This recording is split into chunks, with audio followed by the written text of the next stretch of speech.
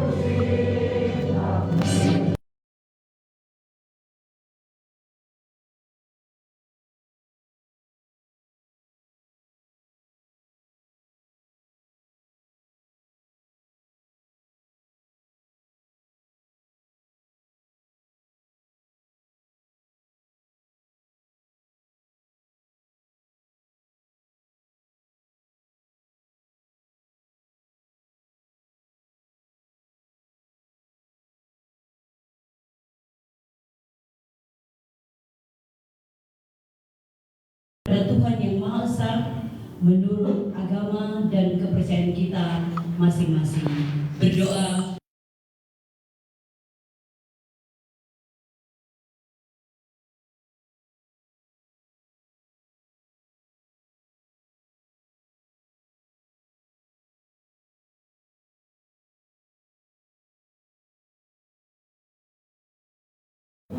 Bapak Ibu hadirin yang kami hormati, sebelum kita akan lanjut ke titik acara yang selanjutnya, mari kita menyapa dulu salam perubahan kepada teman-teman kita yang sudah bergabung di online Zoom ini. Halo teman-teman yang mengikuti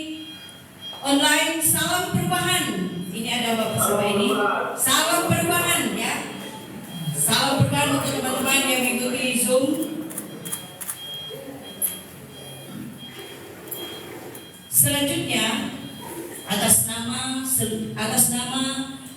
pelaksana guyup bersama Amin, yaitu dari Berani 1. Mungkin Bapak Ibu bertanya, apa ini Berani 1? Berani 1 adalah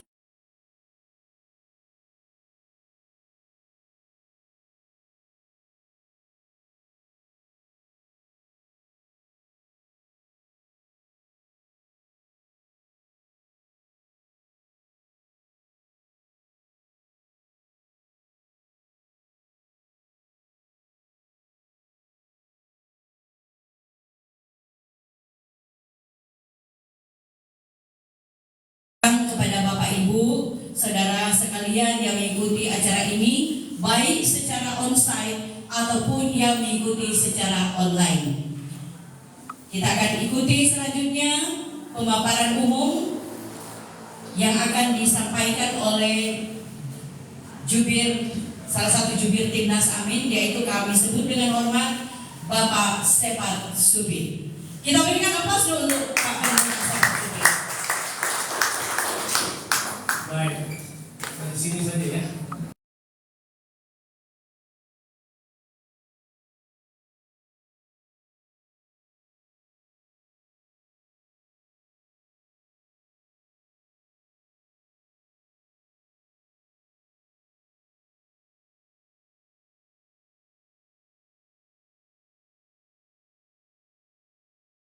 Dan hadir bersama Ibu Lisa. Ini satu sore kebahagiaan bagi kita sekalian. Memang guyup Amin ini sebenarnya adalah upaya untuk kita terus membangun keguyupan, persaudaraan, perdamaian di tengah-tengah bangsa ini, apalagi dalam menghadapi pemilu, gitu, Bang Yos. Rasanya dengan segala pertikaian atau potensi itu bisa saja terjadi. Bukan hanya antar partai, tapi di keluarga juga. Kalau bapak dan mama berbeda pilihan, bisa saling marah-marahan dan lain sebagainya. Tetapi juga tentu ini adalah semacam tagline daripada Pak Anies ketika beliau memimpin DKI Jakarta. Beliau selalu mengedepankan persaudaraan, perdamaian, kerukunan, dan kita bersyukur Pak Anies mendapat Harmony Award dari Kementerian Agama.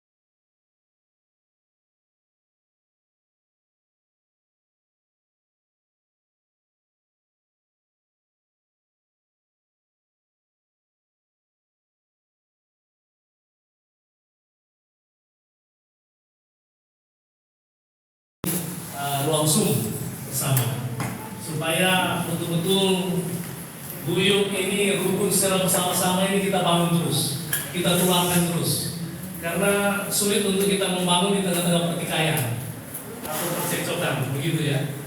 Tapi kalau kita bersatu bersaudara, guyup, saya rasa dengan demikian kita akan mudah dan bisa terbangun dengan baik bangsa ini. Jadi kami kira demikian dari saya, dan terima kasih apa yang Bapak Ibu hadir pada sore hari ini tentu tidak percuma. Kemarin saya menemani Pak Capres ke KWI sambil menunggu itu ada satu yang disampaikan oleh Pak Capres tentang keguyupan yang pernah terjadi, tetapi kemudian agak sedikit mengalami persoalan, yaitu kampung bayam. Mungkin juga kita bisa mendoakan tentang kondisi di kampung bayam hari ini. Nanti akan ada videonya. Selamat datang Bang Effendi Kleri. Selamat datang. Waalaikumsalam. Hah? Videonya sekarang. Tunggu.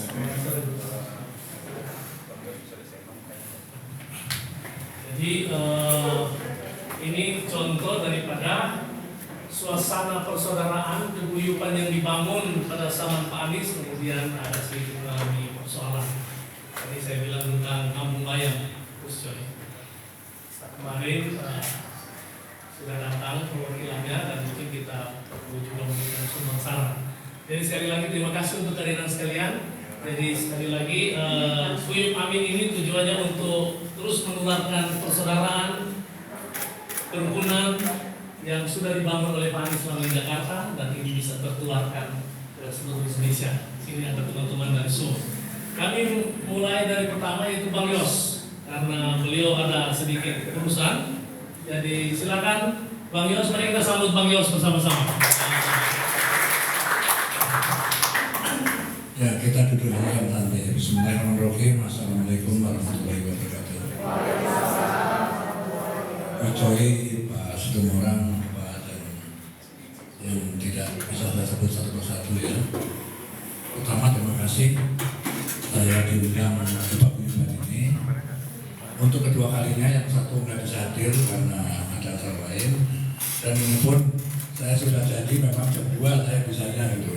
Karena jam 3 saya harus ada bicara di tempat lain gitu, yang tidak menunggu. Jadi waktu ini kita manfaatkan begini ya. Pemilu itu hitungan saya tinggal 27 hari lagi. 27 hari itu bukan waktu yang panjang, amat pendek. Jadi di dalam istilah militer itu ada kata-kata time is victory katanya. Waktu itu adalah kemenangan. Siapa yang bisa memilih dengan baik waktu dia lakukan. Jadi sekali lagi 27 hari itu waktu yang pendek, mari kerja keras. Nah lalu saat ini kita itu sampai mana? Dari pengamatan saya, kunjungan di lapangan, apakah Anies Caimin berbarengan atau terpisah? Ya. Selalu saja mendapatkan sambutan yang luar biasa, ya. Meluang manusia yang terakhir di Papua pun dari airport sampai itu nggak kurang orang. Dan diyakini yang datang itu adalah denda sendiri, ongkos sendiri, cari makan sendiri. Saya kira berbeda dengan penyambutan dari paslon yang lain. Lalu juga saya mengikuti di media sosial juga begitu kuatnya dukungan dari Anies, apakah itu YouTube, apakah itu polling gitu. Kadang-kadang ekstrim banget hasilnya polling itu. Polling kan siapa aja bisa masuk. Ya. Itu Anies itu selalu di antara 70-80% gitu. Nah, saya kira orang-orang itu orang-orang yang akalnya sehat semua yang pilih juga itu kan. Termasuk Anda yang percaya. Nah, kemenangan itu sebenarnya peluang menang itu amat besar. Ada yang fanatik itu yang amat optimis ya, pokoknya kita satu putaran bisa selesai. Kalau saya lebih condong yang moderat saja ya, oke 2 putaran. Kita masuk 2 putaran, kalau masuk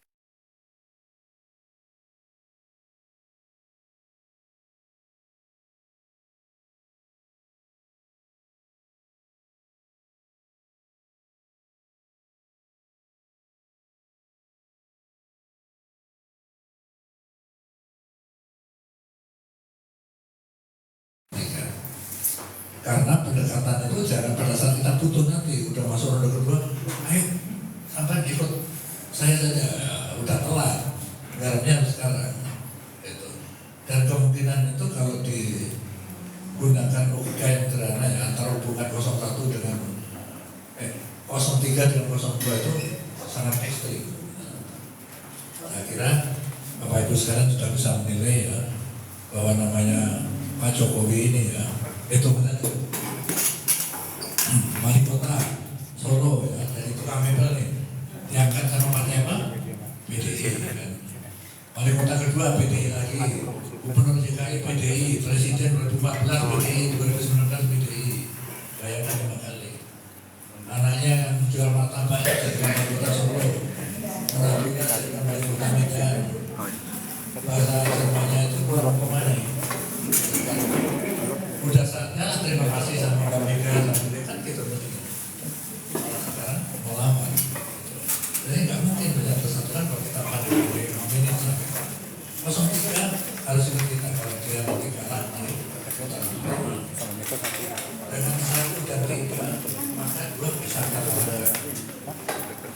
Bapak Ibu sekalian, 02 ini ibaratnya raksasa, punya power dari Gibran sampai apa-apa, dan punya duit yang nggak ada serinya. Ya, padahal kamu tahu kan kalau duit itu bisa berbuat segalanya kan, itu bisa menarik orang lain. Lihatlah juga saya sedih sekali lihat apa pendukung-pendukung itu pada pakai jilbab, apa nggak ngerti. Nah di sisi lain bergulirlah satu gerakan untuk melakukan impeachment, untuk melakukan pemanggilan Jokowi. Itu bergulir keras. Yang terakhir kelompok 100 tokoh ini yang menghadap Menko Polhukam itu. Ini bergulir, termasuk ketemu saya. Gitu. Nah, oleh karena itu saya bikin penjelasan bahwa pemanggilan ini apa bisa untuk memanjurkan orang menjadi bahan materi sidang di DPR RI itu adalah sepertiga orang yang surga, sepertiga dari 575 kursi itu berarti berapa ya? Nggak saya tahu kan? Itu nggak cukup orang maju.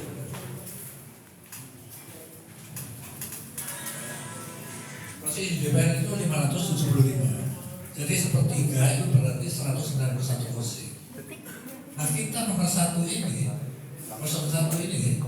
yang Nasdem, PKB dengan PKS itu kalau dikumpulin hanya 167. Nah mesti bergabung dengan 03 yang mungkin 03 147, jadi 314 kursi cukup untuk mengusulkan. Tapi untuk menang diperlukan 2/3 suara. 2/3 kali 575 itu 381 kursi. Kan kalau kursi 1 digabung 2, 1 dan 3 hanya 314, masih kurang 40.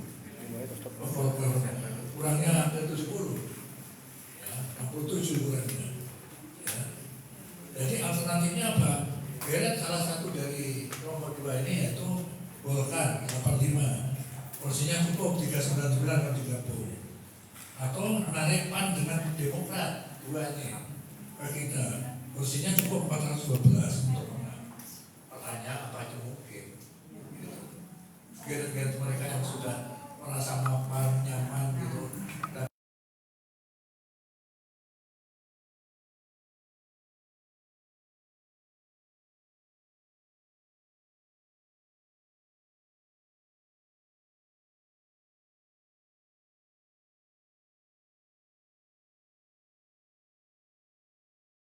People power itu kayak peristiwa tahun 98 itu people power gitu kan.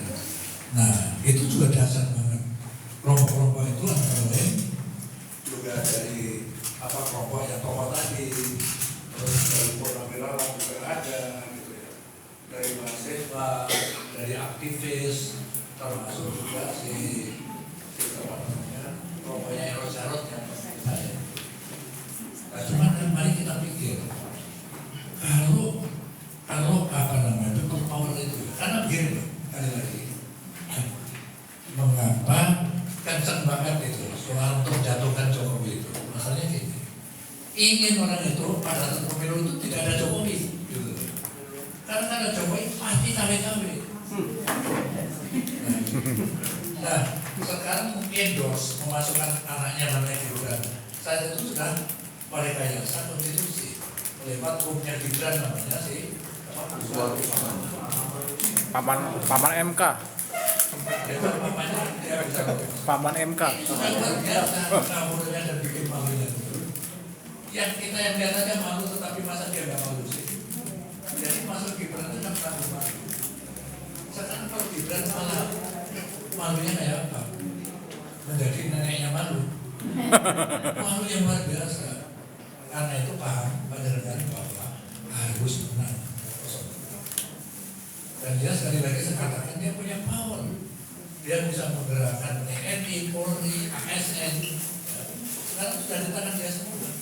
Makanya yang dipasangkan ajudannya semua. Kapolri ajudannya, ya. Terus Panglima TNI harus diajudannya. Akan kenal dari seluruh di wali kota ini dan tim yang harus itu. Ya, waktu presiden dengan ajudan. Karena dilatih begitu saja. Tidak ada pembicaraan 2 mata. Lu gua latih, tapi nanti jawab anak gua kan lagi nyalon itu kan ada begitu. Satu lagi ASN, ASN ini kan pemandunya juga Tito, ya kan. Jelas-jelas indikasi kurang ini gerakannya gak kelihatan. TNI Babin saat dikasih amplop isinya 1 juta. Bintara itu dikasih 1 juta. Itu udah kayak dalam terus Polri juga kan ada yang bocor, ada yang ASN juga ada yang deklarasi 202. Itu yang pertama yang dikajar. Maksud saya ingin meyakinkan Bapak Ibu sekalian.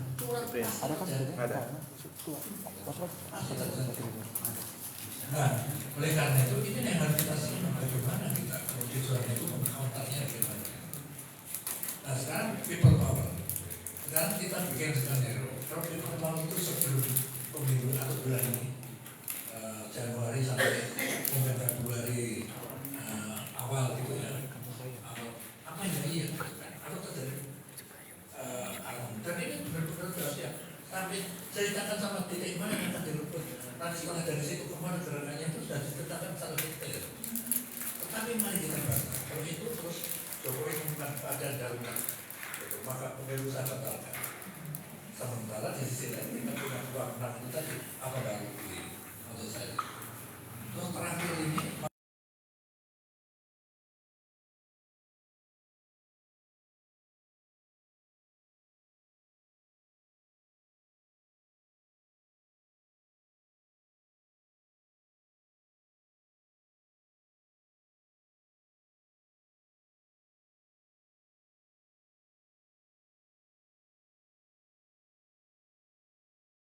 Perlu kita diskusikan agar para mahasiswa dan lain sebagainya ini bisa ditangani jangan Gak bisa print, jadi share WA aja. tetapi kalau nyata-nyata berkelanjutan nanti pasti akan tetap otomatis karena itu adalah Minta WA.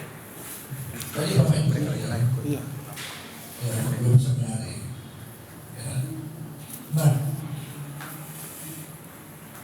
di dalam ilmu ya ada ini politisi Cina ya bicara politik ya, bahwa politik itu adalah perang tidak berdarah dan perang adalah politik yang berdarah.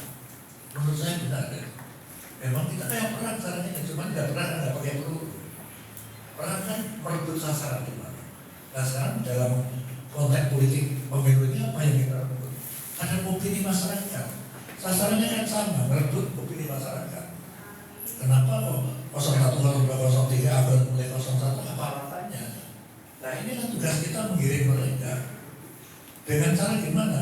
Maka kata Sun Tzu, ahli strategi Cina abad ke-15, dia bilang gini, kenali dirimu, kenali musuhmu. 1000 kali perang, 1000 kali menang. Oh benar. Mengapa aku melontarkan prinsip-prinsip peperangan? Karena sekali lagi politik itu perang dan udara itu tadi. Sehingga prinsip-prinsip peperangan itu berlaku di sini. Tadi saya katakan tadi, kenali dirimu, kenali musuh. 1000 kali perang, 1000 kali menang. Dirimu itu siapa? Ya 01 itu. Apa sih hebatnya dia? Hebatnya kalau si mama itu ya, rombongannya juga kelihatan dibandingkan dua maupun yang tiga. Harus di Dia kurus kering enggak, gemuk kayak mentok kalau jalan juga enggak. Penampilannya Oh bisa. dari bibit kakeknya itu adalah pejuang nasional. Dari keluarga bapaknya dokter, ibunya profesor. Dia sendiri sekolah di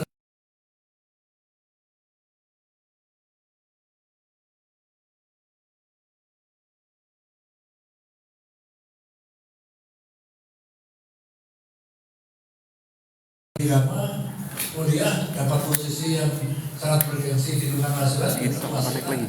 Sekarang Mau naik lagi nggak? Jabatan formalnya apa? Menteri Pendidikan Kebudayaan, Gubernur DKI Jakarta. Gubernur DKI Jakarta 5 tahun. Yang 2 tahun Jokowi aja bisa jadi presiden, masa 5 tahun nggak bisa?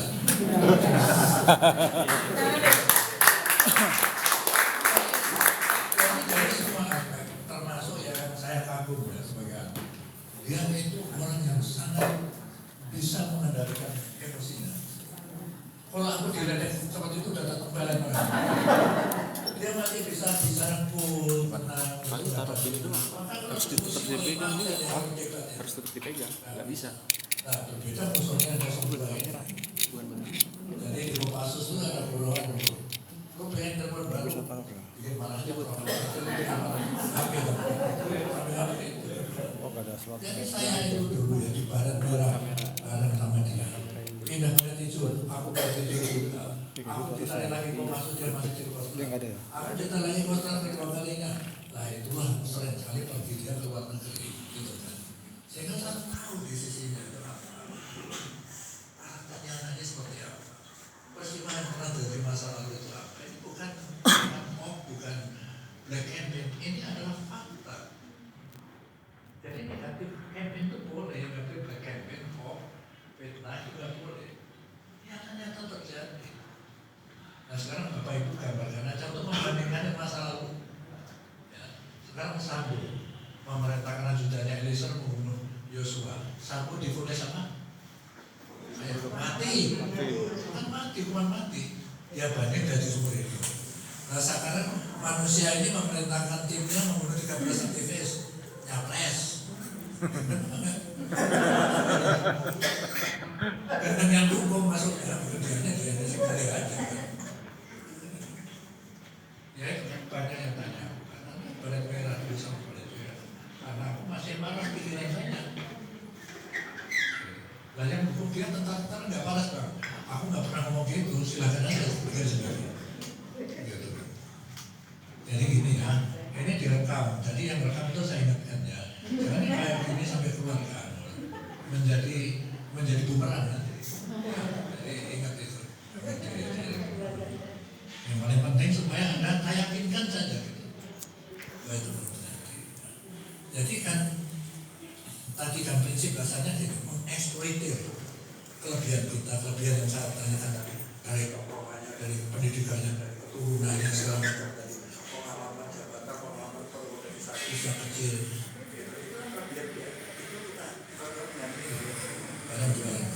Nah sementara yang di lawannya ini kita eksploitir kelemahannya aja.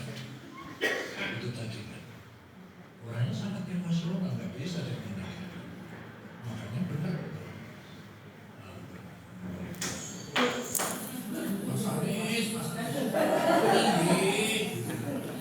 ya itu ya.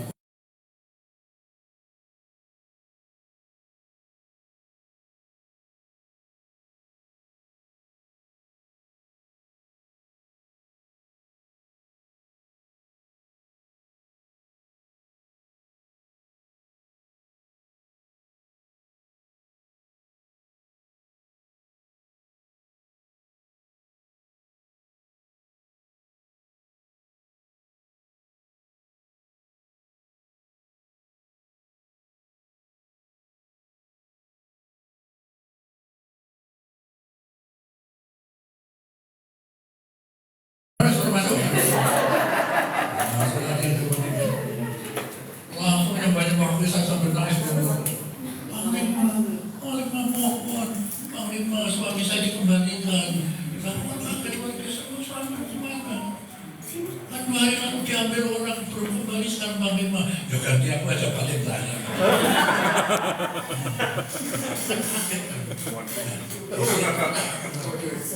Ada peristiwa itu. Naluri intelijen saya bekerja kan saya siapa? Oh ternyata dari Cijantung, dari sana. Gitu kan. Pada saat ini proses itu aku tuh jadi gubernur. Terjadi peristiwa Mei ini ada hubungannya. Peristiwa Mei. Siapa di belakangnya? Ya pikir dewi hambatan saya kaki masa nggak bisa menyimpulkan. Jadi kayak begitu lawannya itu. Kalau ditanya hubungannya hubungan pribadi kayak kakak adik sama dia. Tapi ini urusan negara masa aku tega bukan soalnya nggak ngerti. Kan gitu kan. Nah sekarang sama pengen ikut orang yang ngerti apa ikut orang yang nggak ngerti ya silakan saja gitu aja. Nah, jadi antara 1, 2, 3 ini kalau kita urai tadi intinya kan paling unggul memang 01 dari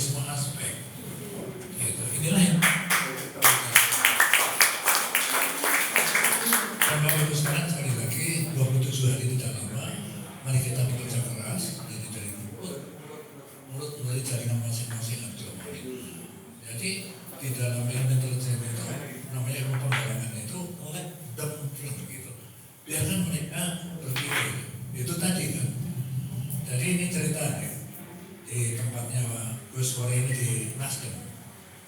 Saya di Dewan Penasihat anggota, ketuanya Pak Siswono, wakilnya Pak Hingga. Nah waktu itu kita membahas sampai calon untuk kita suruh ketua ini presidennya. Ada 17 anggota, yang 16 itu semua Ganjar. Hanya satu yang ke Anies itu namanya Sutioso. Saya juga gitu, aku pembicaraan terakhir sudah habis orang bicara.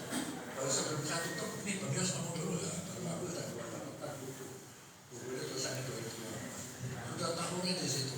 Namanya Prabowo, positifnya apa, negatifnya apa, masalahnya apa. Namanya Ganjar ini, namanya Puan Maharani, namanya Ahe, namanya Ganjar Pranowo. Semuanya sudah saya mulai tak sodorkan. Ya telah yang penting. Sekarang saya tidak mereka yang terbaik yang mana. Pas semuanya melakukan kepada ketum kan 99% ngomong kita alhamdulillah ini saya masuk akhirnya kan. Dan saya ngurus Anies itu sudah jadi gubernur. Jadi gubernur saja kan dari penasihat dia. Jadi saya diusir kantornya. Kadang-kadang di rumah dinas gubernur saya itu kan nggak dia tempati kita sampai sana. Dia ke kantor saya di Tamrin City di sana sudah 2 kali di waktu gubernur. Saya ngomongin latihan dari itu di Jakarta. Indonesia itu adalah sangat heterogen, gitu. Budaya ada sendiri berbeda, bahasa berbeda, agama dalam agama. Tidak ada negara dimanapun seperti kita kemajuan. Ini bisa menjadi titik kemajuan kalau kita tidak manage dengan baik. Karena itu potensi perpecahan perbedaan itu. Dan di Jakarta itu kondisi seperti itu terjadi dalam jumlah yang minim gitu. Nah oleh karena itu gubernur di sini itu namanya dari orang Aceh sampai orang Papua terwakili semua gitu. Agama dari Buddha sampai ada semua di sini. Karena itu gubernur kalau ada paguyuban kumpul jangan absen kalau digunakan orang Batak maupun aku orang Jawa, aku Muslim ada perayaan hari raya apapun mau Buddha mau pasti aku datang. Alah apa berasnya sih menurut dilihat aku udah gak mikir ini apa haram apa enggak gitu, aku bukan kiai. Yang paling penting orang-orang itu pada tepuk tangan gitu kan. Aku diundang orang pernah pas orang Batak itu kan banyak dan banyak yang kaya juga kan. Itu yang disewa waktu paguyuban itu juga tahu di Jakarta Convention Hall itu kan. Nah saya ngomong, saya ada acara di Jakarta Timur, tapi saya pasti datang acara di sana. Jadi saya jam 9-an gitu malam. Tapi acara dimulai jam itu saya datang sampai sambutan. Mereka setuju juga. Jadi dari Jakarta Timur itu saya sudah membawa bicara marah nih, karena ada sesuatu yang bikin aku marah di sana. Ada yang benar gitu. Aku datang ke Convention itu juga muka nggak enak itu kan.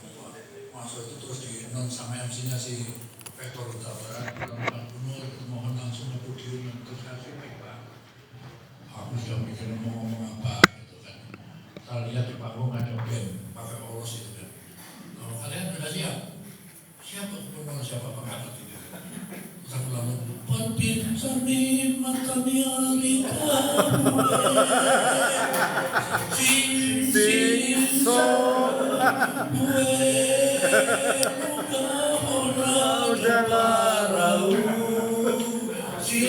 Sinso. Itu saya gedung histeris. Saya sampai tamat karena lagu itu yang saya hafal satu-satu. Jadi maksud saya ngajarin dia, pokoknya fleksibel saja, gak usah kaku-kaku lah. Akhirnya aku sudah selesai ngomong kuras, sudah duduk aja begitu. Nah, orang Batak itu, aku yang orang saya itu gubernur gue juga kan gitu. Maksud saya itu. Nah, jadi tempat isinya tidak dia lolos 5 tahun kan. Gitu. Kalau yang 2 tahun ini kan hanya lewat aja.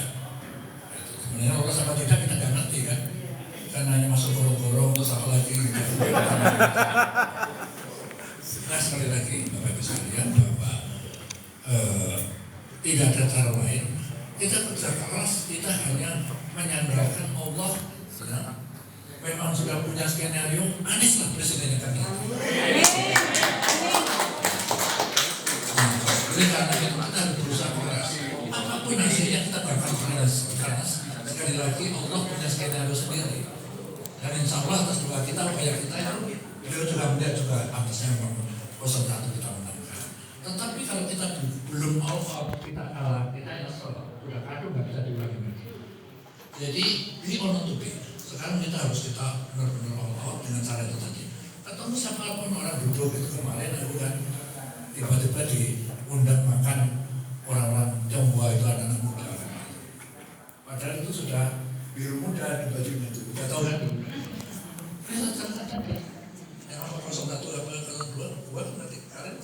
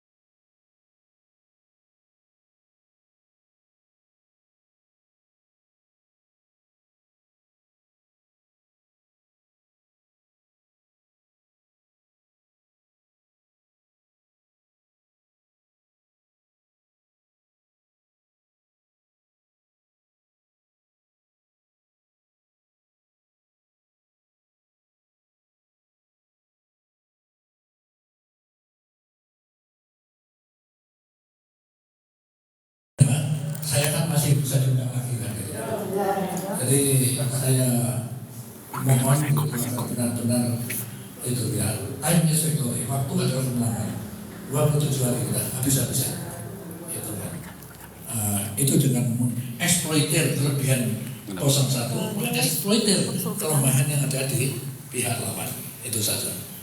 Bila itu taufiq wal hidayah. Wassalamualaikum warahmatullahi wabarakatuh. Saya minta maaf saya sampai dalam pamit ya, saya sudah ditunggu di tempat lain.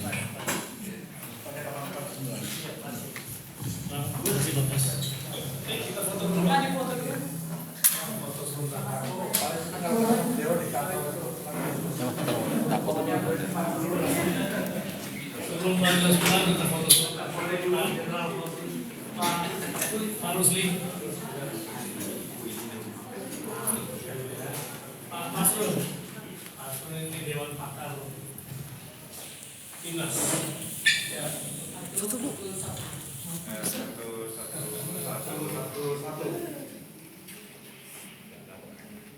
Oke. Terima kasih. Ini gubernur 5 presiden ini.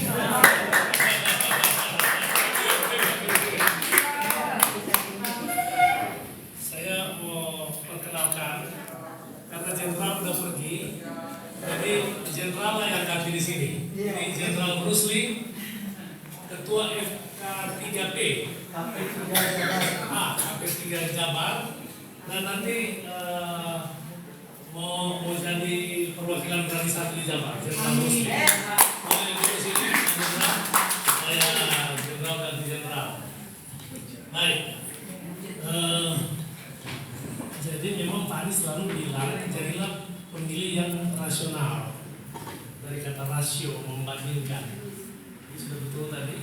Dan kita lah ketiga calon ini pasti kita akan dapat yang mana yang pas. Oke, kami kira mungkin secara mari sini Pak depan.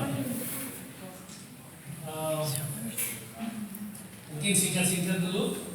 Nanti Bang Saud, karena Bang Saud minggu lalu juga sudah ada, tapi bicara dari itu dari mana ya? Di Jawa Timur? Dari Jombang. Oh, dari Jombang. Nanti setelah Bang Saud berikan pokok pikiran secara singkat, kemudian Gus Choi terima kasih untuk kehadirannya, juga akan memberikan. Setelah itu kita akan berembuk dan mungkin ada diskusi apa yang kita bisa capai. Kami persilakan Bang Saud. Terima kasih. Assalamualaikum warahmatullahi wabarakatuh. Ya, pertanyaannya adalah kalau memang kita mau guyup, untuk apa kita guyup? Satu, kepada siapa kita guyup? Ya, bagaimana pula supaya orang mau guyup dengan kita gitu.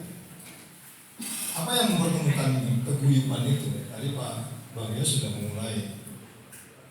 Nah, persoalannya kalau memang kita mau katakan bahwa sekarang ada 3 paguyuban yang akan bertempur, ya kan?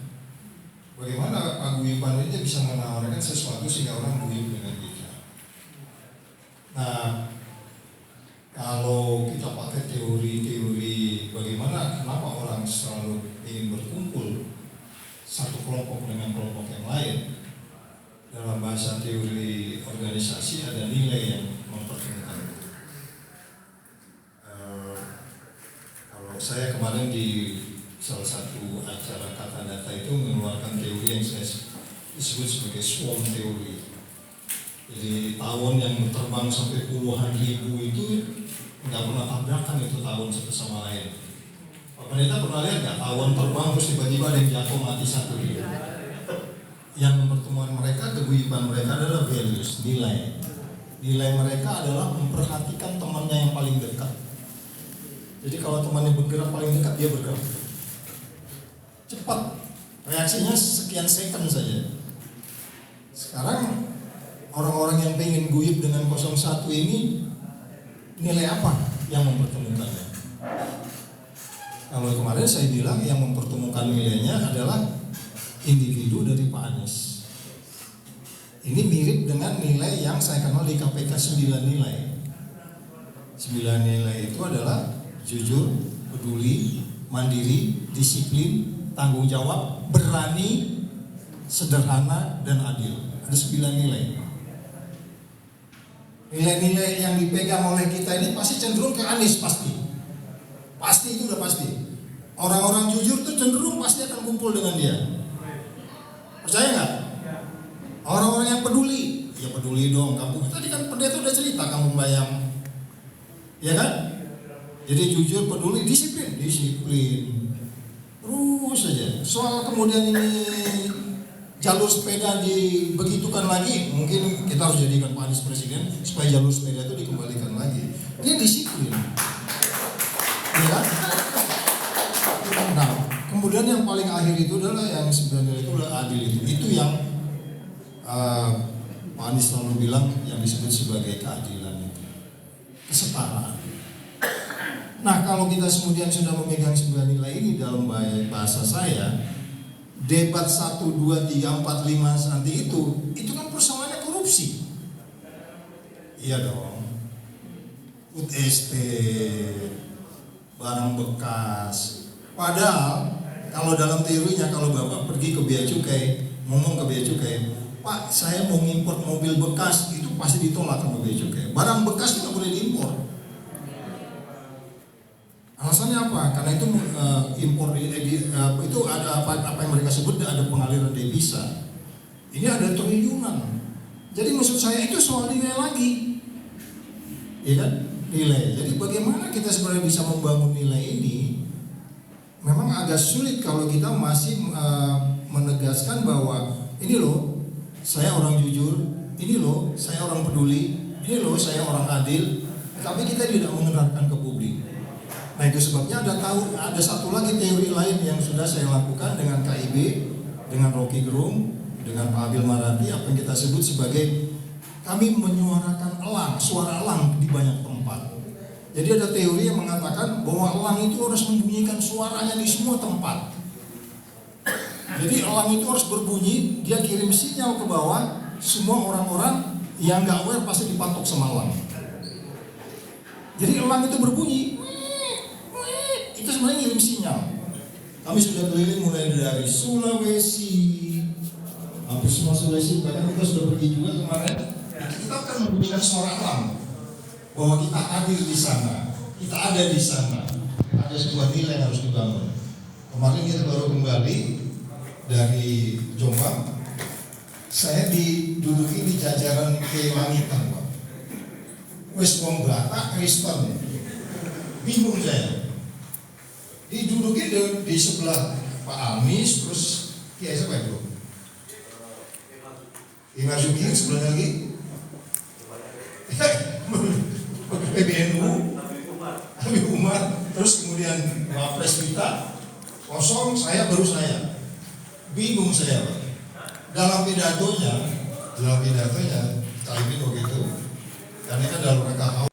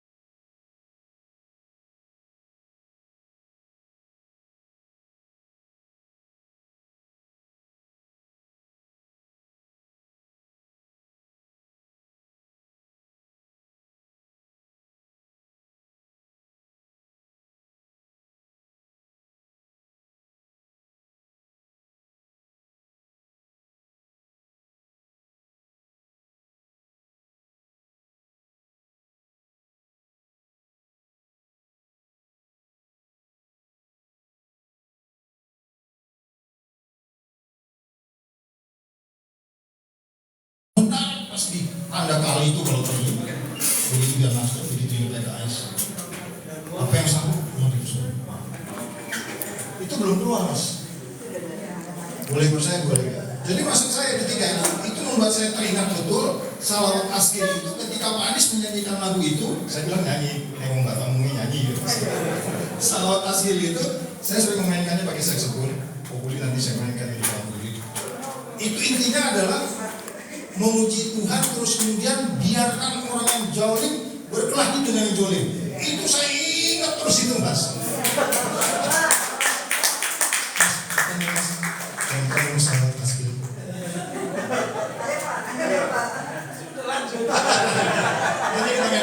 Nanti kita mainkan. Jadi itu saya ingat betul. Mungkin itu salah satu yang dibilang oleh Caimin ketika itu membantah Kristen HKBP tapi hafal salawat. Jadi saya ingat begitu. Jadi maksud saya keguyuban itu adalah diisi dengan bagaimana kita mempertemukan perbedaan dan menikmati perbedaan itu gitu loh. Itulah keguyuban itu. Jangan mempertajam perbedaan itu. Gitu. Dan sayangnya itu dilakukan Pak Anies sejak mulai dari dia lahir kayaknya sampai dia saat ini. Dan I'm doing the same thing. Saya juga begitu. Jadi selama jalan dari Surabaya sampai ke Solo kemarin di depan itu driver kita orang Jawa. Saya kan hidup saya memang berdua-duanya bergaul dengan lingkungan Jawa. Saya lebih mengerti bahasa Jawa dari bahasa Batak. Begitu saya tanya, Mas sampean pernah makan gatot nggak? Loh, Pak Saud ketua KPK makan gatot nih. Masih ingat gatot nggak, Mas? Banyak yang nggak tahu ya gatot ya. Tahu. Yang ngerti gatot berarti sampean ngerti piye sawut yo. Ada satu lagi makan namanya sawut juga ya. Itu ledekan saya dulu kalau teman Jawa saya, sawut tak tangan sampean. Jadi sekali lagi, bagaimana kita bisa guyup itu mempertemukan perbedaan dan membangun sebuah nilai yang sama. Dan Anies bisa menjahit di situ. Ya, begitu. Terima kasih sekali lagi.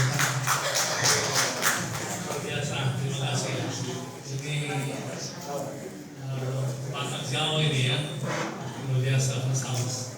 Oke, untuk tidak memperlambat, kami mempersilakan Gus Coy, mungkin ada pokok pikiran.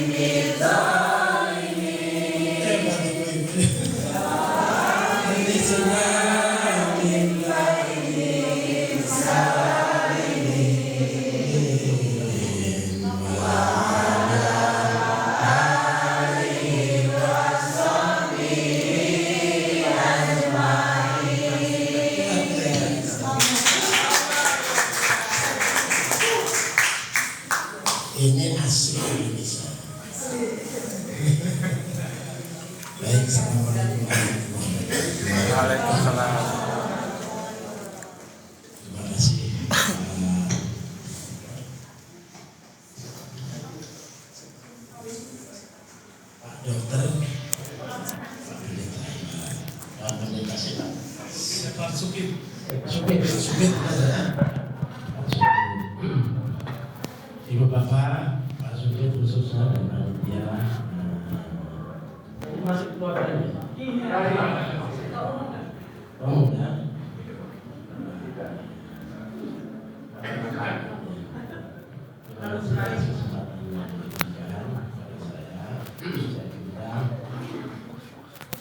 Kita sudah mendengarkan apa yang disampaikan oleh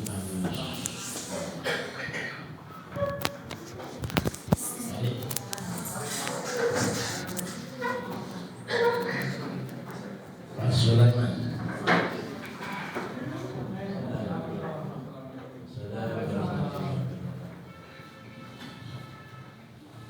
Pak Sulaiman masuk. Benar, Pak Sulaiman. Pak Syekh Muhammad.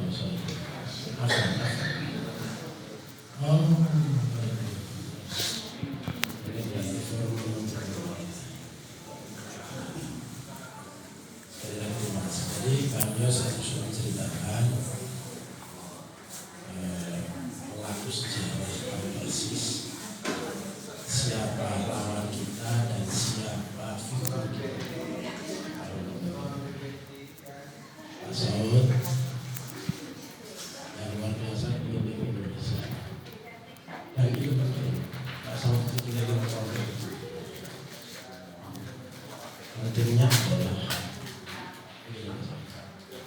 saya juga keliling sebagai caleg, saya ngajak caleg yang non muslim, saya non muslim.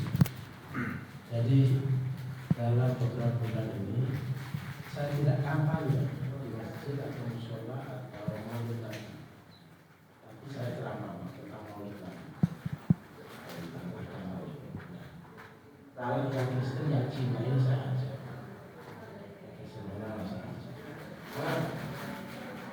Bagi kami Muslim ingin menunjukkan bahwa kalau ada orang menilai kita intoleran, kita tidak punya rasa kasih, cinta kasih, itu supaya langsung menyaksikan bahwa Bismillahirrahmanirrahim itu dengan menyebut nama Tuhan yang penuh kasih dan sayang. Kasih, dan itu harus diucapkan setiap kita memulai pekerjaan apapun. Jadi Pak Supit tadi juga menyatakan guyup, kita harus guyup dari sisi bangsa Indonesia. Nilai-nilai juga di Islam oleh NU itu dirumuskan. Ukhuwah Islam, saudara-saudara Islam internal kita. Ukhuwah wataniyah, persaudaraan sesama keluarga, dan ukhuwah insaniyah, persaudaraan antar umat.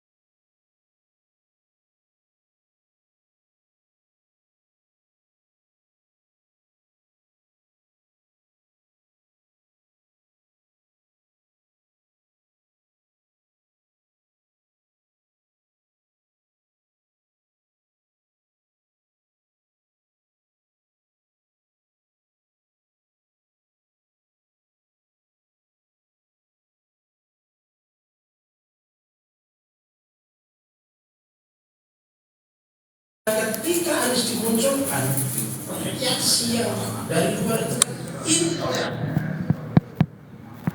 akan memecah. Ini adalah Islam kanan.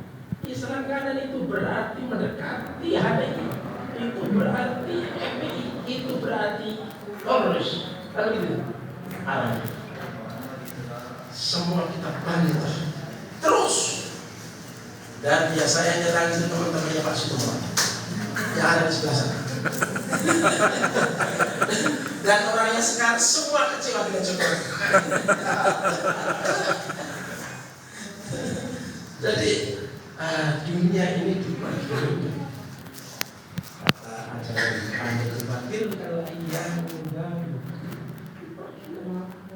Jadi oleh karena itu orang kalau benci jangan benci yang membabi buta. Kalau mencintai jangan mencintai yang membabi buta. Siapa tahu suatu saat kita benci. Kita belum akan beritahu. Yang kita cintai suatu saat siapa tahu menjadi lawan kita. Jangan Jokowi. Dengan susahnya. Surya kalau kurang apa itu musim-musimnya.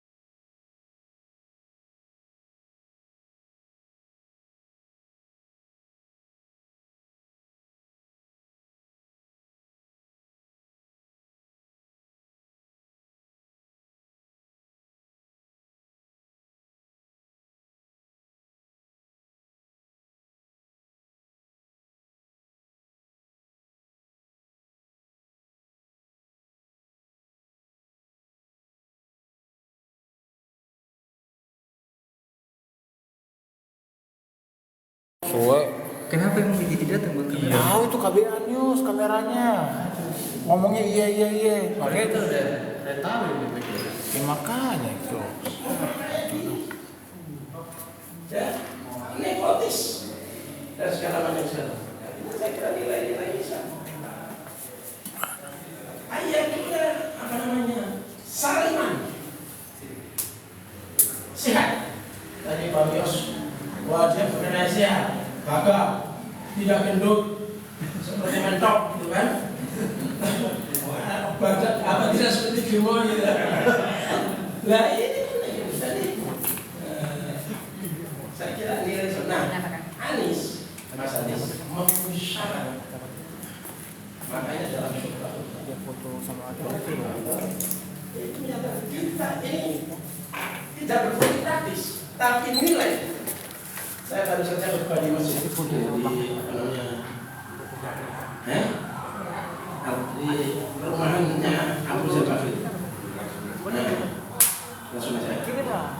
Jadi, faktor-faktor perlu juga supaya menyebarkan nilai terkait dengan kriteria pemimpin dan konsep kepemimpinan.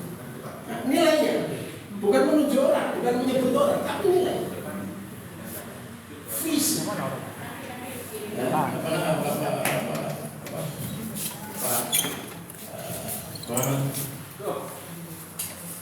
Jadi nilai atau hidup atau apa bagi istilah-istilah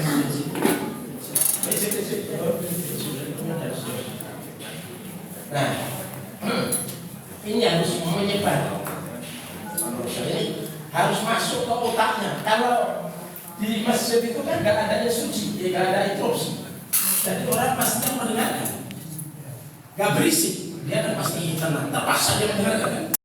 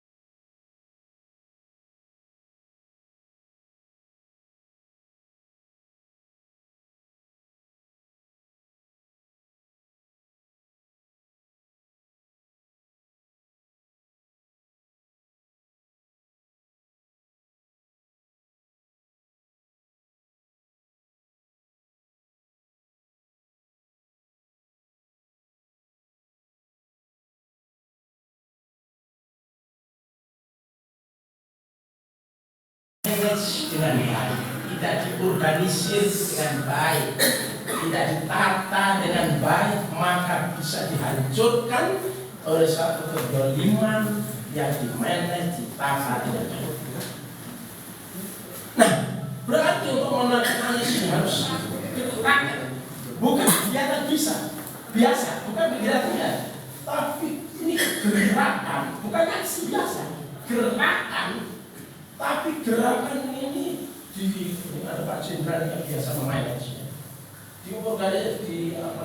dimobilisasi sedemikian rupa dan manajemennya yang orang sulit membaca dengan strateginya langsung membaca. Kenapa? Ini harus menjadi titik tekan. Ibu Bapak, Mas Anies ini modalnya apa? Hanya visinya mobil BMW itu tadi syarat-syarat tadi itu, tapi perangkat sarana untuk sampai ke situ kan. Coba partai pendukungnya hanya 3.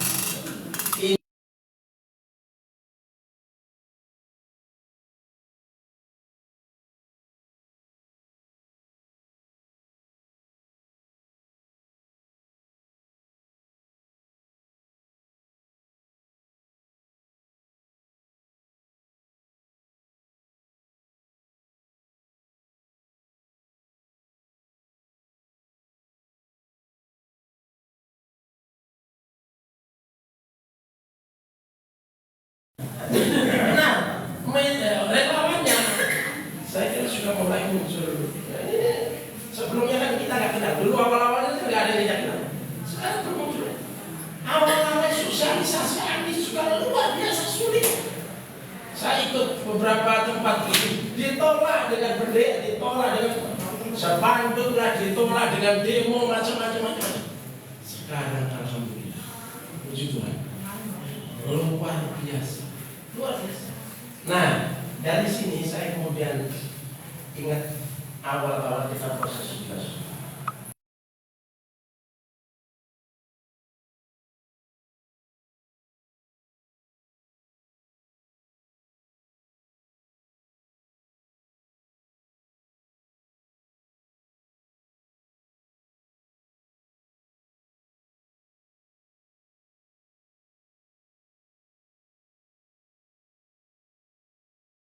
Harus ada pemimpin baru dan berani. Ya, emang benar. Indonesia harus ditawarkan dengan orang yang seperti cara berpikirnya beda, memperparah. Dia ini akan mampu mengubah paradigma segala macam yang ada di Indonesia. Coba. Modal apa ini? Sebagai politisi senior yang begitu panjang ceritanya, sebenarnya beliau bilang kayaknya tanda-tanda alam kayaknya akan berpihak kepada orang seperti itu. Terus awal susah, lama-lama ketemu lagi. Singkat cerita kabur. kemudian cara bikin acara di mana-mana meskipun tetap diganggu, tapi luar biasa. Survei yang dulu lembaga, hampir setiap hari kalau di televisi kita ketemu sama lembaga konsultan politik itu, selalu kita tanya gimana cara menaikkan Anies. Oh Gus, gak bisa Anies ini pendukungnya kelompok kanan itu segmented itu kecil. Nah, ini orang dari kalangan non Muslim belum ada. Terus mereka bilang tidak bisa dibilang calon wakilnya harus dari NU. Terserah NU-nya bisa. Kalau AHY, maaf kalau ada hubungan itu ini deh. Oh sudah kan. Dari kasih tak awalnya memang jadi kalau pihak ini selama itu termasuk saya mendatangnya di sama wakil itu seterusnya akhirnya dalam ini kemudian reaksi. Semula cari kiai NU itu juga susahnya luar biasa. Awal pertama kiai NU yang kesini yang jelas NU-nya tokoh formal dan kultural adalah Gus Mahas, kakaknya Gus Bahar. Gak punya duit, mau beli lagi kiai gak punya duit. Lalu kita punya naik tahunan masih kecil supaya mendatangi kiai ini. Mobil gak ada, harus sewa mobil. Terus berikutnya lagi harus mengambil lingkungan negatif, katanya. Jadi itu Bapak, perjalanan Mas Anies kalau tidak kehendak alam itu bahasa lain, bahasa yang ini adalah kehendak Tuhan. Nah, itu nggak akan sampai seperti itu. Lalu kemudian hasil survei tadi yang dibawa terus sekarang dari 12 lembaga survei berapa yang memenangkan, yang memposisikan Mas Anies sebagai dari 10 lembaga survei. Hasilnya adalah Mas Anies di posisi pasangan kami di posisi nomor. Itu kan termasuk lompatan dari nol, dari namanya sulit. Nah, dari sini insya Allah kita akan punya kesempatan. Amin. Saya kira itu sekedar berbagi sekaligus berbagi cerita, informasi, lalu kita berbagi semangat kepada masih 27 hari.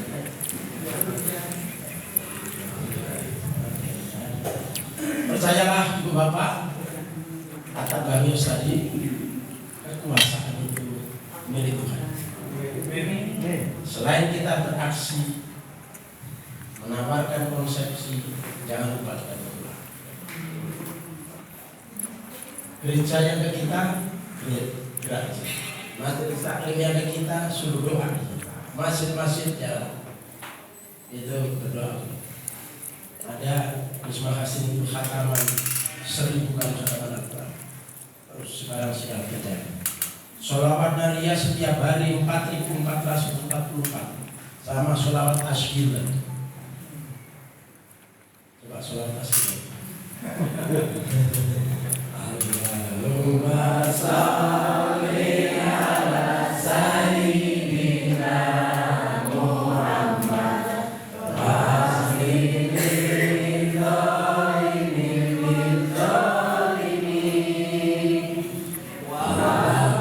dua kali, jadi yang orang ulang lagi. Allahumma sholli ala sayyidina Muhammad wa asli lil zalimin lil zalimin wa akhrijna min bainihim salimin wa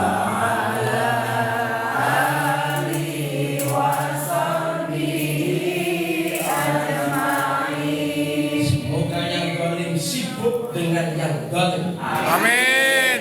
Dan kita yang adil, maka kita layak digunakan oleh Allah. Amin.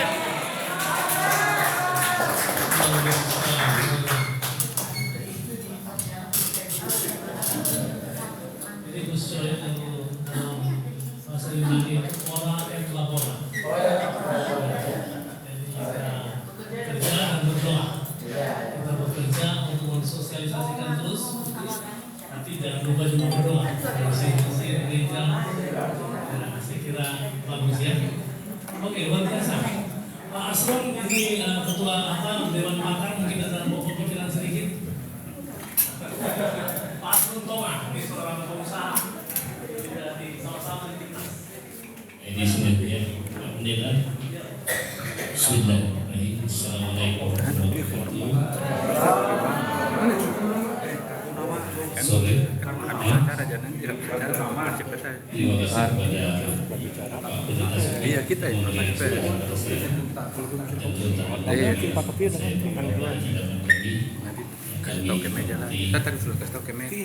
sore hari ini saya mendengarkan paparan dari Bang Yos tadi, beberapa juga terakhir Gus Coy. Saya kebetulan Gus Coy salah satu sahabat dekat Pak Prabowo. Dua kali menjadi tim nas beliau, dan untuk yang sekarang ini saya menjadi anggota timnas 5 kali. SB 2 kali, Minang 2 kali,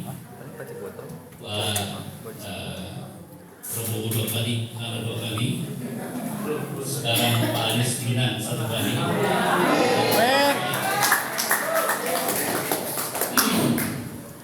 Dan 5 kali event yang saya ikuti, Bapak Ibu sekalian, memang sangat beragam dan banyak sekali kejadian aneh, dan ada yang lucu dan ada juga yang menjengkelkan yang kita temui.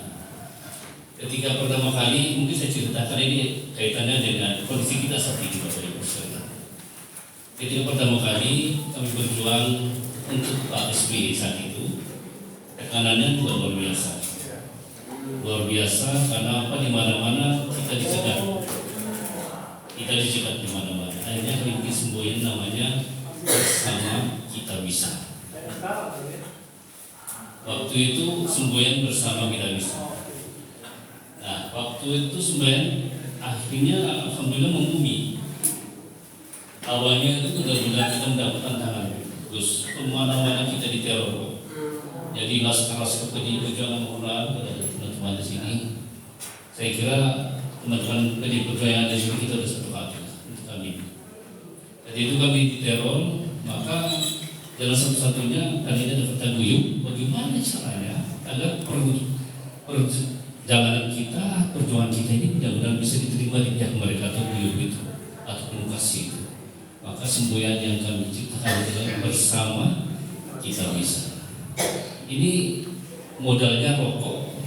Dengan begitu kami bisa datang di tengah komunitas mereka, alhamdulillah. Tentu dengan dialog yang hati ke hati, Gus dan Bapak sekalian, akhirnya kami bisa menembus mereka di belakang mereka. Dan pendek kata, kita menang. Saya kira perjalanan awal Pak SBY dengan kondisi sekarang Pak Amin kurang lebih sama persekusinya, Pak. Nah, kalau Pak SBY melawan komandannya, kalau sama sekarang Pak Amin atau Pak Anies dalam hal ini melawan bekas komandannya, jadi ada dua kesamaan. Nah, karena semakin kesini tentu suasana kebangsaan kita juga berubah, kemudian rasa juga mulai bisa memilah yang mana yang hitam, yang mana yang putih. Maka suatu saat saya diundang Pak Anies Baswedan. Saya diundang dan kami bercerita. Kemudian cukup panjang ya cerita secara pribadi Bapak. Yang dia tanyakan Pak Asmi kan pengusaha. Apa yang mendorong Bapak mau ikut terjun bersama kami? Saya katakan Pak Anies, saya berjuang kalau sekarang ini. Saya berjuang kalau saya bilang ini yang kelima. Saya berjuang dari tahun 2000. Apa yang membuat saya tertarik untuk masuk bersama dengan orang banyak? Karena biasanya di orang banyak ini ada kebenaran dan keadilan, Bapak, yang terbaik, kebenaran besar, keadilan yang terabaikan. Kan hati saya berada diinginkan kebenaran yang banyak, maka saya ikut bersama itu Pak Anies. Demikianlah saat ini, suka atau tidak suka Bapak sekalian, kondisi di lapangan, saya kira tidak 70% rakyat Indonesia menginginkan perubahan.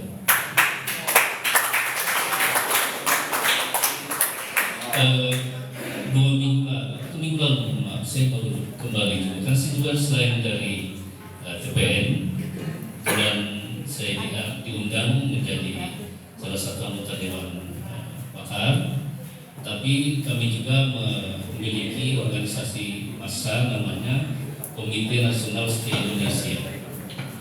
Komite Nasional Setia Indonesia ini itu awalnya kami bikin bersama Pak Prabowo. Pak Prabowo pembinanya, saya ketua umumnya Pak. Alhamdulillah beliau sekarang kita sudah berhenti. Gitu. Kalau di masa PSBY dulu kita bikin namanya Indonesia Bisa. Kebetulan saya ketua umumnya, PSBY pembinanya. Kami bergerak. Cuma karena saya pengusaha, saya tidak bisa tampil secara vulgar di media. Maka memang saya lebih kepada di bawah kursi lah kalau untuk sebaik seperti itu. Bapak Ibu sekalian, seminggu yang lalu saya baru tentu tanpa mengurangi rasa hormat dan pengalaman Bapak Ibu sekalian berkeliling di daerah lain. Saya juga baru kembali dari Jawa Barat, pesisir selatan. Di sana yang dibilang Islam jamaah yang mungkin orang cenderung sering identikan sebagai Islam keras yaitu sesuai itu memang mereka jujur tidak berada di pihak kita. Namanya koordinator aja ya. Dan rata-rata sih mereka sudah datang memberikan materi uang pasti mereka pilih.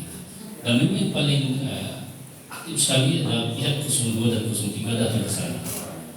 Nah kebetulan ada salah satu anggota kami dari sana itu mengundang kami ke sana, kemudian menyampaikan Pak, Ibu Raja masyarakat pesisir selatan di Jawa Barat ini Anies kira-kira hanya paling banyak 17%. Jadi ngeri juga dengarnya. Kita di media sosial atau di dalam kota-kota atau pertemuan Pak Anies begitu membludak, tapi di sisi lain di daerah-daerah kita sepi. Karena itu saya turun Pak, saya turun pada 4 malam. Saya menginap di rumah-rumah dan saya sampaikan, saya datang bukan untuk kampanye. Saya datang bukan sebagai orang politikus. Saya datang sebagai pengusaha. Aku udah cerita pengusaha kan senang Pak, bos itu. Karena kalau pengusaha itu kan pasti ada nilai yang dia cerita. Saya cerita. Baru pengusaha masih bawa duit. Kira-kira. Jadi setelah saya datang terus saya ceritakan bahwa seperti apa yang kriteria disampaikan tadi Kusui dan Bagus kemudian juga Mas Saud, seperti itu kurang lebih saya sampaikan kepada mereka bahwa sekarang ini Bapak Ibu sekalian, Kabupaten Bandung 1 juta hari ini bisa bertangga 1 bulan baru habis. Dengan anaknya itu 3-5 orang di sekolah. Jadi bagaimana kalau kita memiliki pemimpin yang bisa memberikan Bapak pengharapan nilai dari sekarang yang Bapak miliki itu paling tidak 5 tahun. Bagaimana caranya saya salah satunya orang yang berdiri di barisan Pak Anies atau Amin yang akan memperjuangkan Bapak Ibu aspirasi. Catat nama saya dan panggil saya ketika sudah jadi pemilu, saya akan datang dan saya akan buatkan usaha kecil-kecil. Alhamdulillah Bapak, harusnya saya semangat di sana. Tapi karena antusiasme pada datang, saya pikir jangan disia-siakan Pak. Tadinya 17% kan, bagaimana cara kita? Alhamdulillah itu 4 malam terus saya jalan itu, saya kira untuk orang-orang pesisir itu yang tadinya memang karena kita nggak ada timba yang menyambung mereka. Sekarang ini saya bawa klaim Pak 80-90% kemudian amin. Itu dengan sedikit harapan, tapi harapan itu ya logik Pak. Saya seperti ketika beberapa kali saya bersama Pak Anies dan mendengarkan cara berkampanye kan simpel Pak. Harga sekarang mahal, kontrak, mau diteruskan atau di stop. Nah di antara itu saya belajar Jadi ketika saya datang di sini pun saya hari ini mendapatkan semacam testimoni dan ilmu dari para senior, para bapak-bapak. Sehingga ketika saya datang lagi di tempat yang lainnya, ilmu ini yang akan saya adopsi, saya aplikasi untuk sampai kepada pengikut kita di lapangan. Demikian dari saya, mohon maaf. Saya sebenarnya tadi bertanya sama Bang Saud, tapi tadi kalau ada memang sesinya juga sama Gus Doi, baru saya kalau tak ada waktu saya juga saya bertanya. Saya kembali kepada moderator. Terima kasih. Terima kasih. Kita teman-teman ya. Seluruh pemirsa bagi berkorban, jalan dan menerapkan keadilan dan kesetaraan dari atas. Langsung konkret. Langsung konkret. Akan buat usaha ya. Mantap. Jadi saya sendiri mengikuti seperti ini, saya terus dapat ilmu. Ini long life education ini, Pak Jenderal. Ilmu dan ini buku saya. Untuk kita berjuang. Mungkin ada yang mau bertanya dulu, atau supaya atau Pak Sur atau ibu-ibu yang mau bertanya, atau siapa saja kepada yang ada di rumah sini. Ada yang mau bertanya? Boleh sebelum menunggu saya akuasikan. Oh ya,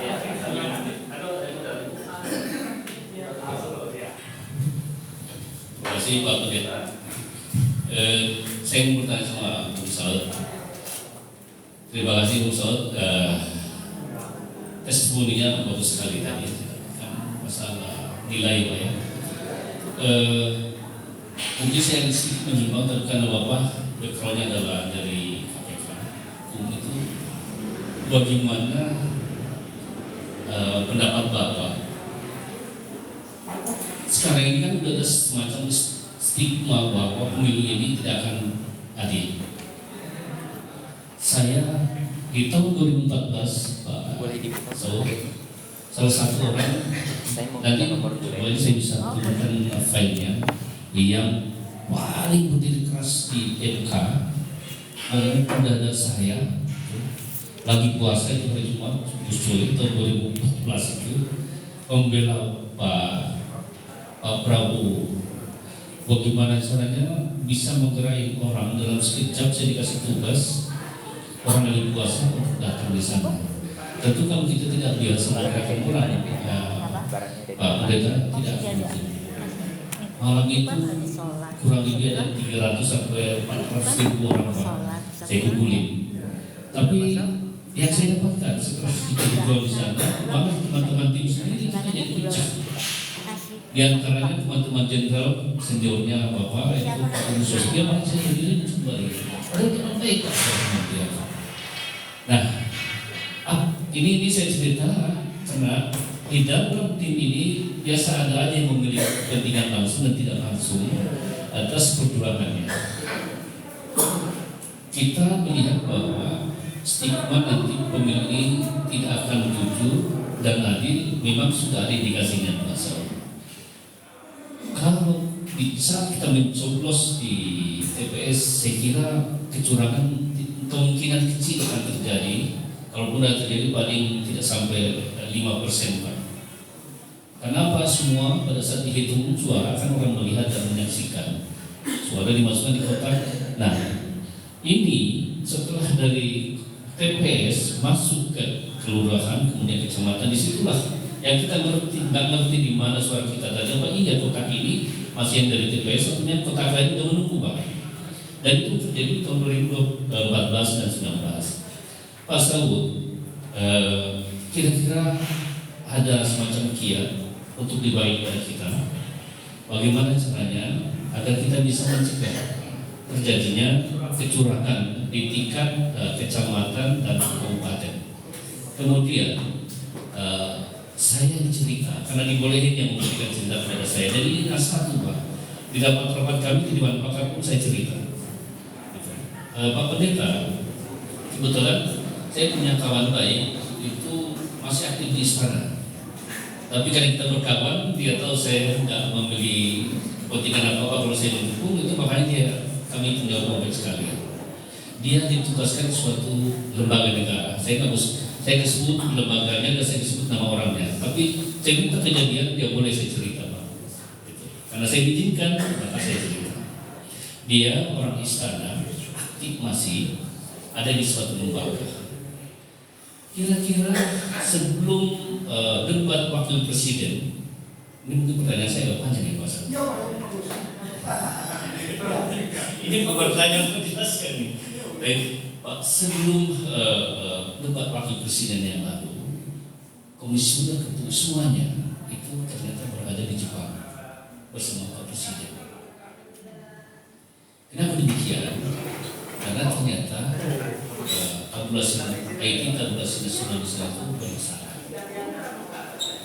Setelah bermasalah, kemudian pihak istana menyampaikan ini harus segera dirapihin karena waktunya tinggal pendek sekali untuk penghitungan itu. Setelah dirapihin nggak bisa, maka dimintalah lembaga ini membersihkan Pak.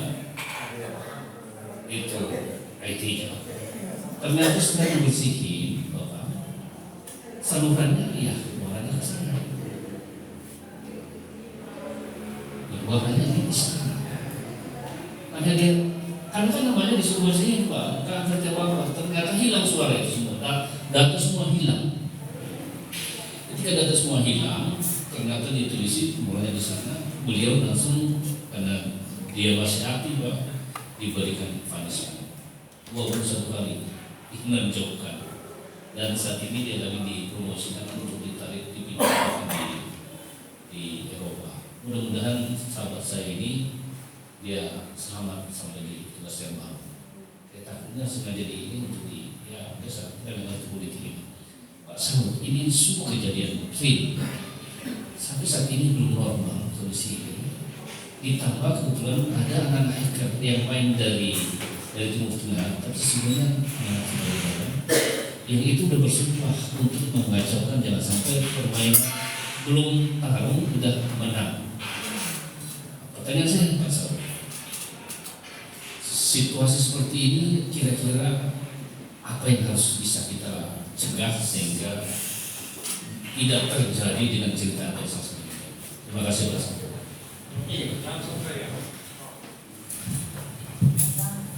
Yang pertama memang cara kita berdemokrasi, indeks persepsi korupsi kita 34 itu datang dari 9 lembaga yang sering saya ngomong itu, ada World Economic Forum, Economic Intelligence Unit, terus Varietas Demokrasi itu memberi dari angka 1 sampai 100 kita dikasih 24. Jadi cara kita berdemokrasi, KPU-nya juga dinilai.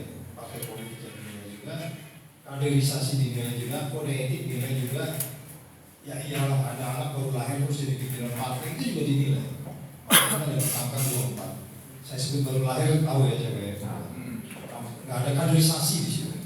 Nah itu di KPK sebenarnya kita udah bahas apa yang disebut politik cerdas berintegritas itu mulai tahun 2012. Tapi itu belum jalan. Kita berharap nanti Pak Anies jadi presiden kita jalan dulu. Tepuk tangan dong. Amin. Termasuk bagaimana elektoral politik artinya KPU, terus kemudian kaderisasinya, bagaimana partai politiknya. Jadi kita berharap nanti partai politik hanya milik negara, kita kasih 20 triliun cukup bagus. Mas, itu kan ada 349 triliun di tangannya Pak Mahfud, tidak selesai sampai sekarang. Saya kasih 20 triliun cukup nggak Mas? Cukup ya? Nah ini uangnya banyak ini. Ini uang kita banyak, bukan nggak banyak. Ya kan? Jadi partai politik itu fokus mikirkan di situ, kaderisasi. Jadi nggak ada kutu loncat lagi. Itu kutu loncatnya bikin sakit. Kalau tidak bikin sakit itu mengecewakan dan tidak seperti itu nih yang dibangun dalam partai politik.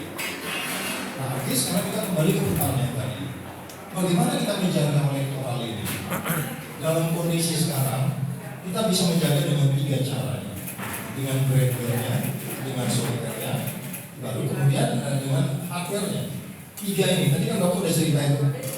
Jadi sebenarnya kalau kita menjaga semua aplikasi yang ada, nanti akan ada banyak aplikasi.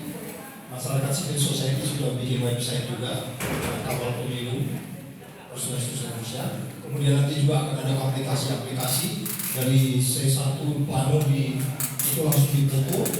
Semua kita harus hadir Saya menyarankan semua kita udah dah hari itu libur, bila perlu bawa Indomie, bawa apa, tungguin TPS sampai selesai. Betul. Betul. Ini brandware-nya, manusianya. Baru nanti kita kawal aplikasinya, software-nya, dengan hardware-nya. Di hardware itu bisa ketahuan siapa yang ngaco-ngaco, bisa di lognya bisa dilihat kok. Siapa yang mengakses, siapa yang ngubah, sistemnya bisa dibuat. Justru nanti kita akan audit kalau mereka bermain-main, siapa yang bermain, siapa yang akses, kenapa diubah. Jadi sekarang yang kita bisa aplikasikan hari ini di ruang kita adalah brandware kita, pikiran kita. Hardware sama aplikasi software itu bisa dikontrol, Mas. Siapa yang akses, siapa yang mengubah, kenapa bisa mengubah, itu bisa dilihat. Kalau nggak bisa, justru dia yang harus kita audit. Justru dia yang harus kita audit. Kalau misalkan orang lagi bisa mengakses dari luar atau di remote, atau ada satu pipa masuk ke rumah seseorang di sini, kemudian di sini di remote, atau dikatakan dibikin mirror, bayangannya yang di sana dibuang, tinggal yang benar di sini. Oleh sebab itu, jangan lupa saya satu pelaku kita potret, dijaga, itu yang paling penting utama sebenarnya. Jadi ini jalannya bagaimanapun bisa kita cek saat mengubah.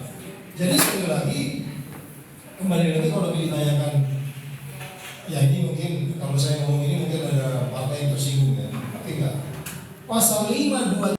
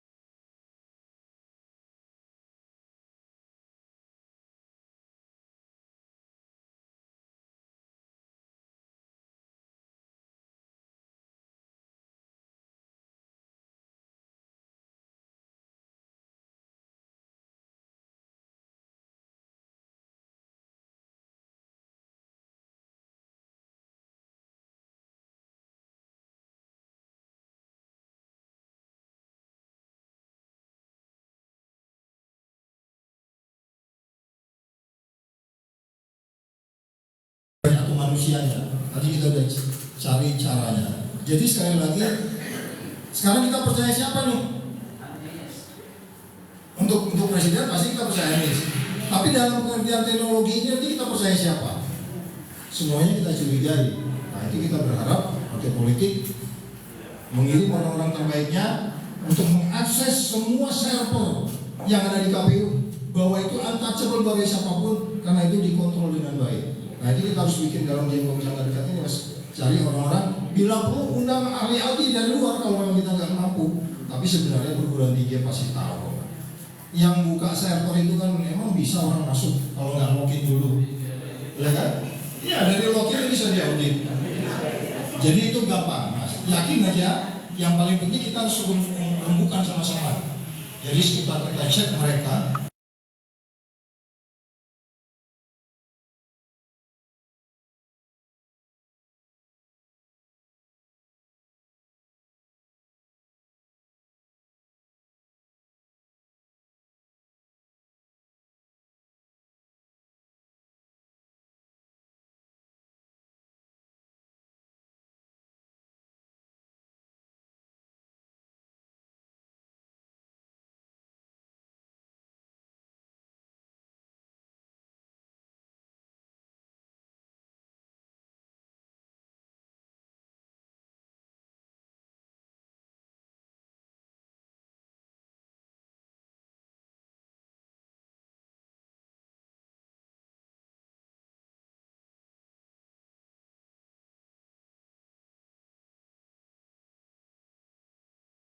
Saya menambahkan pasal tadi untuk antisipasi tadi tanggal 14 itu adalah pencoblosan.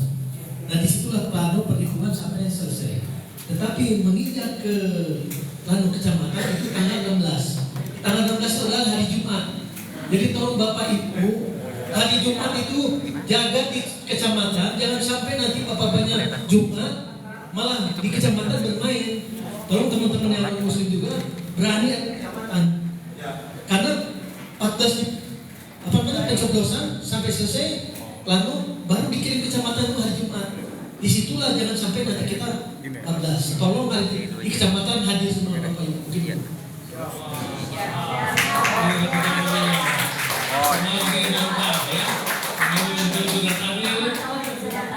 Mesti dicegah kecurangannya tadi 3 hal itu, kemudian perlu dikawal sampai ke tingkat kecamatan.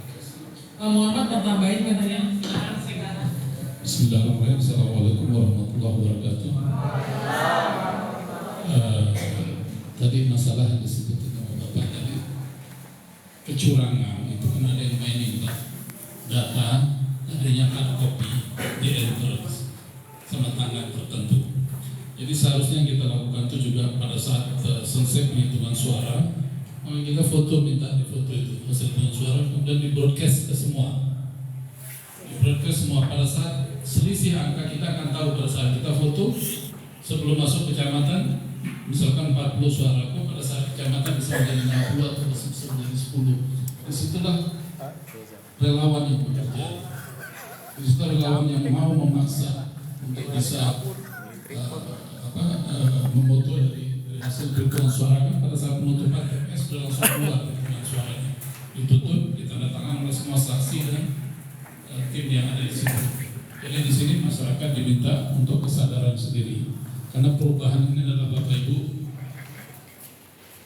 kalau bahasanya Gus tadi dari Islam, ada satu ayat Al-Quran yang disebutkan, dan ini untuk semua umat, bukan untuk umat Islam, bahwa Allah atau Tuhan tidak merubah nasib suatu kaum sampai kaum itu sendiri yang mau merubahnya. Jika Bapak Ibu ingin merubah, maka bekerjalah Bapak Ibu dengan hati, dengan maksimal. Lakukan cara. Kalau kecurangan kita udah tahu, ini udah pasti curang Pak. Saya sama Jokowi itu teman tidur Pak. Saya udah tahu pasti curang. Udah jelas memang mau dibikin curang. Apapun alasannya, ya, memang mau dibikin curang. Kalau masalah tadi anak bayi baru lahir terus tiba-tiba jadi ketua partai terus masuk Golkar jadi capres, udahlah, udah ketahuan semuanya, ya enggak? Kita yang orang yang mainnya sama mereka masuk terus yang udah tahu maunya maksudnya apa ya. Yang saya maksud itu yang berbahaya itu pada saat hari H penghitungan itu ada dana yang beredar Pak. Nah, itu masyarakat kita yang mudah beli. Kalau mudah dibeli, maka itu kecurangan akan terjadi di mana-mana. Susah dicegahnya. Kan tadi walaupun di kecamatan lolos, di kecamatan udah clear semua sesuai, pada saat dibawa ke TPU, apa lolos dengan baik atau enggak? Saya kira pemilu 2019 pernah dilakukan switching box di tengah jalan. Itu juga Pak Prabowo jelas menang waktu itu, tapi switching box itu dilakukan di tengah jalan. Itu yang harus diantisipasi benar-benar. Intinya Bapak Ibu, satu hal yang harus ditimbulkan militansi kepada kita punya calon, sehingga kita akan berjuang dengan maksimal tanpa pamrih apapun. Kemudian kemauan Bapak Ibu dengan segala cara, insya Allah ketemu aja itu colongannya di mana. Kalau masalah IT, anak-anak ABD di tengah jalan sekarang jago-jago, lebih jago dari kita yang sekolah-sekolah. Karena itu kalian main-mainin aja setiap hari. Yang penting Bapak Ibu hard copy itu dimiliki semua, sehingga jika terjadi kelas terakhir, maka hard copy itu modal kita satu-satunya untuk ke MK ataupun untuk file ke berikutnya. Itu yang perlu diperhatikan, disimpan di medsos langsung disebar. Ya. Lolos dari TPU di kecamatan bisa selamat, tapi dari kecamatan sampai ke kabupaten dan ke KPU itu kita nggak tahu siapa yang bisa jamin. Kita nggak tahu semua. Apakah ya netralitas KPU bisa kita percaya? Saya kira sampai saat ini saya katakan tidak ya, karena itu dia faktor uang. Faktor ada orang yang menjual imannya, ada orang yang menjual kepribadiannya, ada orang yang menjual segala macam dirinya untuk uang. Nah, itu yang paling berbahaya sekali.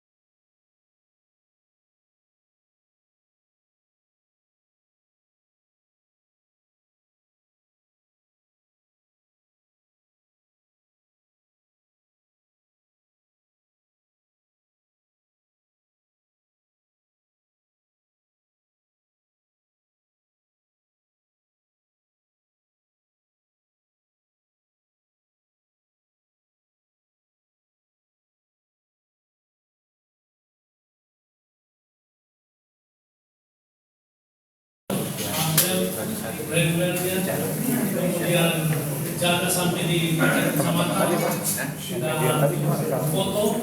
foto itu ada yang mengusulkan kalau terjadi kecurangan jangan tunggu ke KPU katanya, mesti bikin persoalan di tempat, langsung bikin heboh di tempat supaya kalau dia mau maksanya itu makan waktu nanti sampai di ini hilang, mestinya udah hilang. Jadi terima kasih untuk Bapak Ibu yang ada di Zoom room, yang komen-komen di sana. Ini ada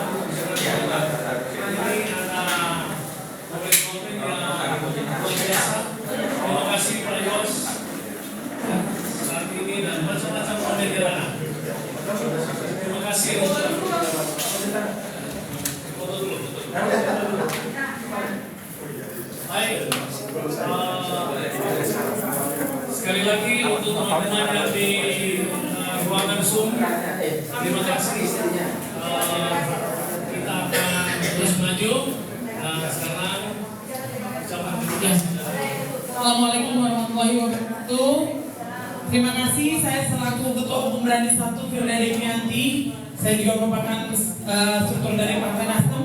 Saya ucapkan terima kasih kepada para pembicara, yaitu Kakak Gus Coy dari Ketua Teritorial DPP Partai Nasdem, juga Bapak Jenderal, terima kasih banyak, Pak Ud Sitomorang, juga Pak Muhammad, Pak Separ Supin selaku pembina Brani 1, juga Bang Yos yang hadir sudah pulang, Kakak Indra, juga Pak Asrul, Pak Bulisa, Pak Jenderal juga terima kasih sudah hadir, dan semua para panitia Brani 1. Terima kasih semua. Saya ucapkan ke depan mungkin kita akan lebih baik menjaga pemilu yang lebih adil dan damai.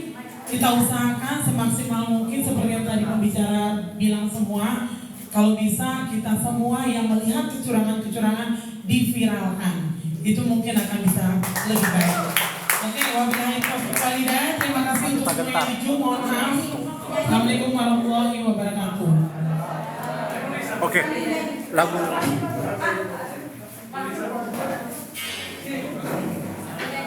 Oke, 1, 2, 3. Satu. Mana lagunya? Kok kamu ini? Lagu penutup maju tak gentar.